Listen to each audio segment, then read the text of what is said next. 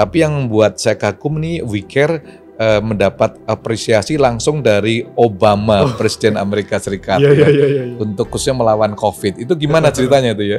Jadi kan karena dulu mungkin koneksi WeCare atau jaring WeCare yang di lapangan, nakes-nakes itu kan banyak ya. Pas COVID itu tuh semua minta donasi Mas ke WeCare. Jadi ada setiap hari itu 500.000 nakes itu request, di sini butuh APD dong sebagainya gitu. Selama perjalanan beberapa tahun ini ya, Iya. Bro Gigi ya, kurang lebih berapa pasien yang udah dibantu? Ya 10 ribuan lah. Kita nggak gede-gede banget, maksudnya setahun itu antara 15 sampai 30 miliar lah. Ya kalau bicara kesehatan ya, Mas Gigi, saya senang sekali WeCare, startup yang langsung to the point dan telah menjadi satu platform yang cukup signifikan. Bisa cerita nggak ya Mas Gigi, apa sih sebenarnya startup WeCare itu sendiri? Oke, secara umum ya. Jadi sampai sekarang dan apa yang kita lakukan sekarang pada dasarnya adalah crowdfunding platform, Pak. Oke. Gitu. Jadi kita mungkin dulu pertama kalinya ya pionir crowdfunding platform yang fokus pada medical base gitu. Yes. Yang langsung tujuannya adalah pasien-pasien yang butuh layanan kesehatan dan tidak mampu. Gitu. Jadi dulu waktu awal-awal tahun 2015-2017 kan BPJS juga belum terlalu bagus ya coveragenya gitu. Masih ada ketimpangan gitu. Oke. Dan juga ada ketimpangan infrastruktur dan ekspertis kesehatan gitu. Di daerah-daerah yang di luar Jawa misalnya, pasien-pasien masih harus dirujuk ke daerah yang lebih bagus atau rumah sakit atau vaskes yang lebih bagus di Pulau Jawa misalnya. Itu tidak ada financing yang cukup gitu. BPJS belum bisa cover itu gitu. Jadinya perlu skema pendanaan baru yang sifatnya lebih philanthropical gitu. Crowdfunding lewat penggalangan dana donasi sehingga pasien bisa mencari bantuan ketika kapanpun mereka membutuhkan. Gitu. Jadi awalnya tahun berapa nih Mas Gigi ya? Itu kita launch udah lama banget Mas, 2015 sepertinya ya. 2015. Ya. Tapi baru kita sendiri itu 2017 ya. 2017. Jadi WeCare sendiri ini sebenarnya apa? Platform ya? Ya, awalnya crowdfunding platform. Crowdfunding untuk khususnya untuk kesehatan. Ya. Jadi untuk teman-teman yang ada masalah kesehatan, lalu tidak mampu. Lalu apa yang terjadi? Menggalang dana. Galang dana, lalu dikasih free. Ya, begitu. Kita kerjasama sama vaskes-vaskes memang. Vaskes sama atau dokter-dokter juga untuk melakukan validasi pasien-pasien itu gitu. Jadi apa ini benar atau enggak, butuhnya segini kayak gitu. Sehingga kita juga aman dalam menyalurkan bantuan yang diberikan oleh masyarakat itu kayak gitu sih. Jadi pernah nggak dalam perjalanan WeCare ini membantu pasien yang di desa sangat terpencil sekali? Ya, banyak banget Mas. Gitu. Banyak banget. Gitu. Bisa cerita Mas Gigi? Yang dulu awal-awal tuh ada apa ya? Saya lupa namanya gitu di NTT. Gitu. Di NTT kan sampai sekarang bahkan gitu kepercayaan kan masih kuat sekali ya Pak ya. Gitu. Jadi meskipun ada vaskes, orang-orang juga jarang, ada juga yang nggak mau datang ke rumah sakit atau ke puskesmas gitu.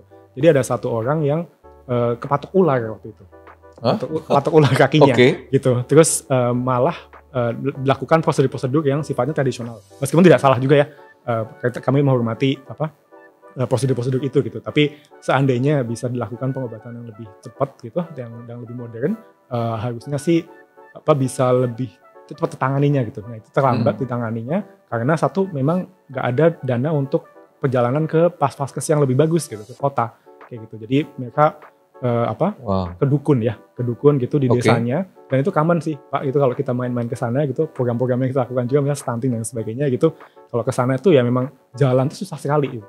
Jauh banget gitu, jauh dari puskesmas, bahkan puskesmas desa itu ke dusun-dusunnya itu tuh cukup jauh dan harus pakai, ada yang harus pakai perahu, ada yang harus motor misalnya, motornya nggak ada atau gimana gitu. Jadi ya safety net mereka hanyalah yang di desa itu dan yang ada dukun kan. Kayak gitu. Jadi itu di dukun, terus habis itu malah end up nggak bagus ya treatmentnya, dan ketika kita menggalangkan dananya untuk bisa ke puskesmas kayak gitu, untuk transportasi dan sebagainya, itu memang sudah lumayan terlambat tapi bisa diselamatkan gitu. Sehingga harus diamputasi, tapi ya paling enggak itu treatment yang terbaik gitu sih. Jadi Bro Gigi, gimana teman-teman di WeCare ini bisa mendapatkan atau mencari pasien-pasien yang terpencil itu caranya gimana? Iya. Arminya, bukan arminya, kayak ujung tombaknya WeCare itu pahlawan di lapangan, kader naskes di lapangan. Naskes di lapangan. Terus tenaga kesehatan di lapangan, di Pustu, di Polindes kayak gitu. atau juga tim kader lah ya, kader posyandu misalnya seperti itu. Nah itu atau nakes-nakes di puskesmas atau orang-orang biasanya dokter-dokter yang intern gitu, lagi di intern di mana di NTT lah, di Sulawesi atau di mana dan sebagainya, mereka ngebantu WeCare untuk mendapatkan pasien-pasien itu kayak gitu. Jadi para dokter, para nakes semuanya yang di lapangan lalu ngelihat pasien kan dilematis ya dokter ini sedang dirawat atau sedang mengalami masalah, lalu taunya WeCare gimana? Dari dulu mungkin sepanjang perjalanan ini ya Mas. Sepanjang perjalanan bantu sama influencers atau mungkin juga mouth to mouth atau apa ya segala exposure yang sudah tercapai sih gitu dari itu. Lalu para dokter menghubungin platform WeCare. Iya. Lalu teman-teman WeCare langsung terjun.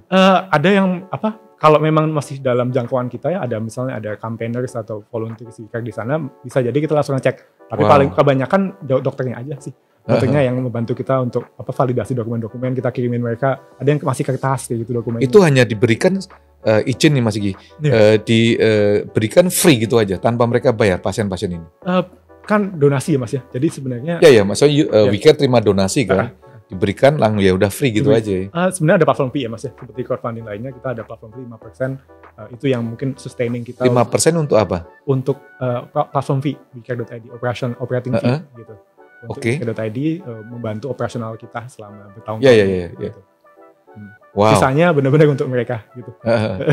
Jadi sebenarnya visi misinya daripada WeCare sendiri ini apa ya, Bro Gigi? Mungkin healthcare for all ya. Healthcare for all. Wow. Membangun apa ya? Kesehatan untuk semuanya, ekosistem kesehatan untuk Indonesia. Dan itu bukan cuma dokter Mas, tapi juga apa? Tadi ada tim-tim di desa yang harus dilibatkan gitu. Ini it takes a village to apa? Untuk menyehatkan semua masyarakat kayak gitu sih. Gitu. Wow. Jadi kalau kita ngelihat ini dari WeCare sendiri ya, Bro Gigi, jadi terima fundingnya bagaimana? How do you create penggalangan dana itu bagaimana? Kapan ya Mas, kalau di website ya mostly. Website mostly kita bantu mereka untuk curate atau bikin story yang bagus supaya mereka story-nya appealing gitu. Nah, di situ kita reach out misalnya ke influencer atau apa dan sebagainya yang bisa ngebantu kita untuk expose lebih lanjut, dan juga mungkin dia mendaya gunakan strategi digital marketing yang masih yang ada sekarang itu, apps dan sebagainya gitu masih sangat jalan gitu. Dan juga dari pasiennya sendiri bisa sharing juga kayak gitu sih. Jadi kalau lihat kerja WeCare ini kan dari tim WeCare mencari pasien atau pasiennya mencari WeCare? Sekarang sih kita cuma diem aja, udah ada pasien pasti tiap hari sih. Tiap hari ada pasien gitu. Itu juga berarti masih ada kebutuhan gitu. Meskipun sudah ada BPJS, tapi ternyata mungkin masih banyak hal-hal yang belum bisa di cover gitu sih. Misalnya apa dengan keadaan Indonesia yang sekarang BPJS cukup aman, cukup baik ya. Peranan WeCare selain itu apa? Padahal pemerintah sudah memberikan BPJS nih, Bro Giri. Banyak yang masih belum keanggotaan BPJS itu tuh sebenarnya masih belum merata juga gitu. Jadi ada yang belum misalnya datang ke RS mana belum punya BPJS begitu, atau misalnya tadi rujukan dan sebagainya ke RS yang lebih bagus kan transportasi akomodasi itu mahal banget Mas gitu. Jadi hal-hal itulah, dan juga mungkin obat-obatan prosedur lain yang notabene mungkin nggak di luar inasi BPJS gitu. Yang masih digalangkan biasanya. Jadi WeCare ini sistemnya bagaimana Bro Giri? Jadi Bro Giri, kita untuk mereka di rumah sakit mana saja tetap di funding, dibantu atau certain rumah sakit?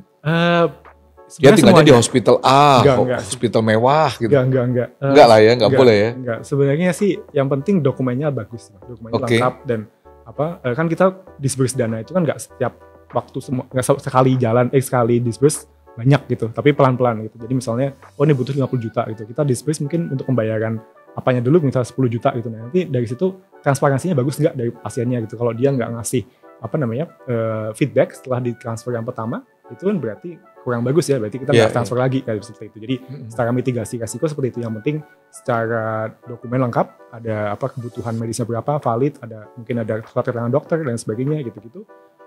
Setelah itu secara proses, setelah ditransfer misal sedikit-sedikit ini juga mereka ngasih kita report, itu oke sih.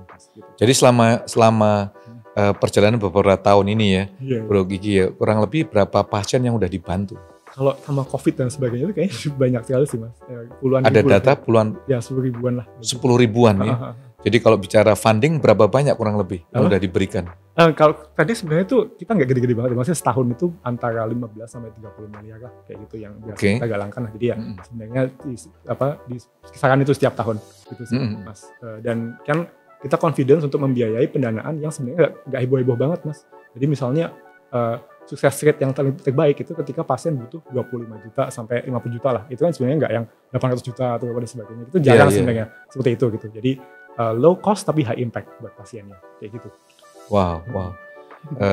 Bro Gigi, kalau kita lihat kan masyarakat kita ya semuanya kalau berobat pasti yang punya uang lari ke luar negeri ya. Iya. Atau ke kota-kota besar. Nah, WeCare ini banyak bergerak, saya asumsi di kota-kota kecil, bahkan tempat terpencil gitu. Jadi tantangan daripada WeCare sendiri apa selama ini? Ya,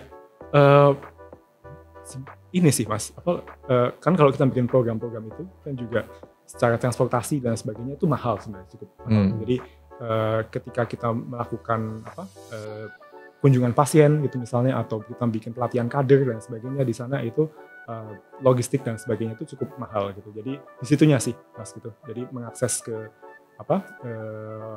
daerah-daerah itu yang lumayan sulit, dan juga bagaimana melakukan mengkonsolidasi teman-teman kita yang di lapangan itu, yang nakes-nakes itu ke kita gitu. Nah itu yang jadi challenge sih biasanya buat kita. Iya. Jadi selain memberikan funding, ada program-program tertentu nggak dari WeCare sendiri ya? Yang rutin yang lagi flagship kita sih stunting sih. Stunting? Stunting itu karena kita lihat pasien-pasien kita kok banyak anak-anak ya gitu. Dan pasien-pasien anak-anak ini tuh setelah di root cause, dari root cause-nya tuh gizi sih, permasalahan gizi gitu, kayak mungkin hidrocephalus dan sebagainya kayak gitu. Jadi flagship kita sekarang lagi ada program stunting sih, mostly di 14 desa di seluruh di Indonesia gitu. Jadi memberikan preventive stunting. Jadi kita daerah-daerah yang approach kita ya itu lewat ketahanan pangan gitu. Tesis kita adalah banyak daerah-daerah yang nggak punya akses yang baik untuk makanan yang bergizi gitu. Jadi misal jalannya susah, terus nggak ada pasar di desanya kayak gitu. Nah itu kita bantu mereka untuk bikin nutrisinya sendiri, bikin kolam ikan, bikin kebun gizi mandiri, bikin tim nutrisi desa dan sebagainya. Gitu. Nah itu. Jadi Bro Gigi, kalau bicara stunting atau gizi ini kan cukup kompleks ya. Iya. Walaupun pemerintah memberikan funding, apalagi program yang apalagi program yang dicanangkan oleh Presiden terpilih Pak Prabowo ya, makan siang atau makan gizi gratis itu ya. Lalu peranan WeCare berkolaborasi dengan pemerintah, ada bayangannya nggak? Kita selalu kalau kita bikin program di lapangan tuh selalu melibatkan pemerintah gitu, minimal dengan Pemkab atau dengan lembaga-lembaga terkait gitu. Jadi sebenarnya kita alignment aja sih Mas gitu. Jadi mereka setiap pemerintah daerah atau Pemda pasti udah punya programnya gitu. Jadi kita mengisi aja gitu. Dan ada beberapa Pemda yang kesulitan misalnya mengakses ke daerah-daerah yang susah juga gitu. Jadi di situ WeCare akan ambil daerah ini nih untuk kita bantu intervensinya seperti itu. Jadi atas arahan dari Pemda, daerah-daerah mana jadi lokus atau fokus-fokus program-program ini, nah nanti kita ke sana kayak gitu. Iya. Jadi alignment dari daerah sama program-program yang dijalankan gitu. Jadi Bro Gigi ini cukup menarik ya WeCare ya. Walaupun nggak signifikan amount-nya, tapi sangat berarti lah bagi rakyat kecil ya, memberi bantuan 20, 50 juta.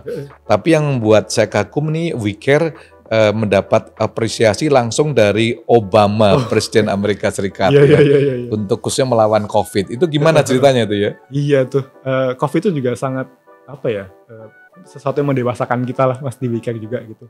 Jadi kan karena dulu mungkin koneksi WeCare atau jaring WeCare yang di lapangan, nakes-nakes itu kan banyak ya. Pas COVID itu tuh semua minta donasi Mas ke WeCare. Jadi ada setiap hari itu 500.000 nakes itu request, di sini butuh APD dong sebagainya gitu-gitu. Nah itu kita yang malah punya data yang lebih cepat gitu. Jadi mungkin lembaga-lembaga yang bergerak juga saat itu gitu. Jadinya dari situ kita raise fund dan sebagainya tuh banyak sekali, kita deliver 250 ton bantuan ke seluruh nakes, ke 3.000 nakes, 3.000 vaskes di seluruh Indonesia kayak gitu. Dan waktu itu karena saya juga part of Obama Foundation Fellow gitu, jadi Pak Obama nggak tahu kenapa bisa dengar itu. Jadi pas dalam satu event mention beberapa inisiatif lah yang mungkin menarik gitu untuk dilakukan COVID gitu. Terus juga kok bisa mention kita? Iya. Jadi luar biasa ya, sampai setiap kebaikan sekecil apapun juga pasti akan memberikan dampak yang sangat signifikan. Buat moral tim juga kan. Gitu. Untuk moral tim dan sebagainya ya. Saya juga itu ternyata ada yang merasa kegiatan hal yang Obama langsung di-mention ya. Gitu. Iya. Tantangan apa nih ya Bro Gigi, selain mendapat apresiasi pasti ada tantangan demi tantangan lah ya. Ada nggak tantangan yang selama tahun-tahun ini yang sangat pelik, sangat signifikan yang membuat hampir give up mungkin dari WeCare sendiri? Mungkin scaling up ya Mas. Mungkin kayak semua bisnis lah ya, semua brand, semua bisnis, mungkin semua inisiatif dan sebagainya gitu. Dan tantangan untuk bisa balancing antara gimana kita bisa sustain dalam menjalankan ini kayak gitu, nyari sumber revenue dari model bisnis lain dan sebagainya gitu untuk mungkin backup traction yang jadi habis COVID tuh sebenarnya COVID kan naik Mas. Pas habis COVID tuh turun semua gitu karena mungkin daya beli masyarakat rendah dan kemudian donasi pun juga menurun kayak gitu. Nah itu sebenarnya masalah-masalah yang sulit gitu. Nah itu gimana untuk bisa ningkatin volume donasi itu masih jadi PR banget sih. Tapi selama ini gimana? WeCare melakukan funding lewat online itu cara-caranya bagaimana? Campaign sih Mas. Campaign lewat sosial media dan sebagainya. Terus kita juga in some ways partneran juga sama corporate ya, CSR dan sebagainya gitu untuk program-program yang bisa kita kolaborasikan bersama lah kayak gitu. Jadi multiple sih, nggak cuma dari crowd aja, tapi institusi pun juga bermitra sama kita.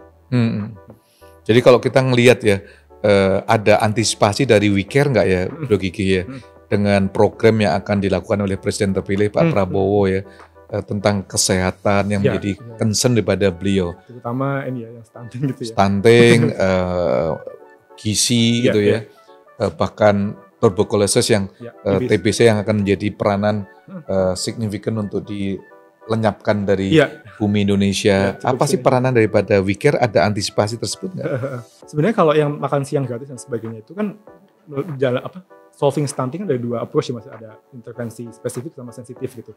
Dan kalau memang sudah stunting ya emang harus dikasih makanan gitu. Dan kebanyakan orang-orang di desa itu kan nggak punya kapasitas ekonomi atau kapasitas yang mencukupi gitu untuk memberikan makanan bergizi gitu. Jadi yang kita bikin mungkin kayak kalau ikan lele dan sebagainya kan dalam jangka panjang. Dan dalam bulan selesai itu harus makan gratis sih memang gitu. Jadi in some ways itu akan masih sangat signifikan untuk yang sudah stunting ya kayak gitu. Jadi makan gratis itu sebisa mungkin nanti kalau memang di daerah kita, misal di salah satu dari 14 desa mungkin dari pendampingan kita ini memang ada program itu ya akan kita dukung sih gitu, sembari kita tetap push yang jangka panjang seperti itu gitu. Dan untuk TB dan sebagainya itu TB juga sebenarnya secara health equity ya, secara kan kayak COVID sebenarnya kan, TB itu kan kayak COVID yang dipanjangin gitu. Jadi orang-orang tuh ada stigma, misal saya TB, masa mau undang saya ke sini, enggak kan, pasti takut gitu. Jadi kesempatan ekonomi dan sebagainya gitu itu juga termarginalkan lah teman-teman yang TB itu gitu. Jadi di situ peran WeCare ya sebenarnya menjadi safety net gitu, safety net untuk menggalang dana juga gitu kalau misalnya memang butuh intervensi TB yang dilakukan teman-teman NGO lainnya seperti itu. Wow. Gitu. Jadi ini WeCare cukup signifikan ya, khususnya untuk di daerah-daerah pelosok ya. Untuk mendapat bantuan kadang-kadang belum BPJS belum terbagi secara rata peranan. Apa sih yang diantisipasi daripada WeCare untuk ngelihat kesehatan Indonesia 5 tahun dari sekarang? Kita harap sih sebenarnya kesadaran sih. Kesadaran untuk minimal belajar untuk hidup sehat gitu. Mau yang di kota, mau yang di desa dan sebagainya. Kalau udah punya itu tuh sebenarnya kita kan yang kita lakukan sekarang kuratif banget ya. Orang sakit habis itu kita obatin gitu. Kita kasih dana untuk bisa ke healthcare facilities ya gitu. Cuman yang hopefully bisa lebih preventif gitu, dan itu memang skemanya atau kesadarannya dari diri sendiri atau dari keluarga atau lingkungannya gitu. Jadi dari desanya atau dari komunitinya harus kita bangun intervensinya gitu. Ada tim-tim yang bisa ngebantu untuk saling mengingatkan kayak gitu sih. Ini satu platform yang totally different ya, memberikan impact kepada khususnya untuk masyarakat dalam dunia kesehatan. Kadang-kadang kan saya pernah punya pengalaman di Singapura nih, orang dari Medan udah ke Singapura, lalu istrinya dan anaknya sampai nangis di ranjang daripada suaminya karena uangnya udah habis, dan dokter Singapura no money ya no honey, nothing gitu. Sehingga istri sama anaknya bawa ayahnya, suaminya balik ke Medan. Itu renyuh sekali itu ya. Padahal mereka udah menjual all out mungkin untuk membawa orang tuanya sembuh. Dan ini pelayanan WeCare ini saya harapkan bisa didengungkan di seluruh pelosok Indonesia. Bahkan orang nggak usah harus keluar negeri. Lewat WeCare, Indonesia punya ekosistem kesehatan juga udah cukup bagus. Dokter-dokter juga sudah mulai sangat canggih-canggih gitu ya.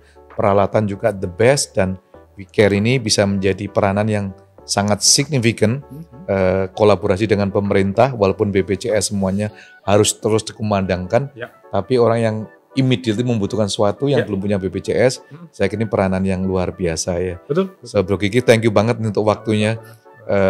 Saya berharap WeCare terus merajalela di seluruh pelosok di Indonesia dan memberikan ruang ekosistem kesehatan untuk seluruh masyarakat yang ada di pelosok Indonesia. Sukses ya Mas. Siap. Ya, terima kasih Anda telah nonton video ini. Jangan lupa untuk like, comment, share, dan juga nyalakan lonceng notifikasi dalam program yang akan datang di dalam Satu Cerita untuk Indonesia.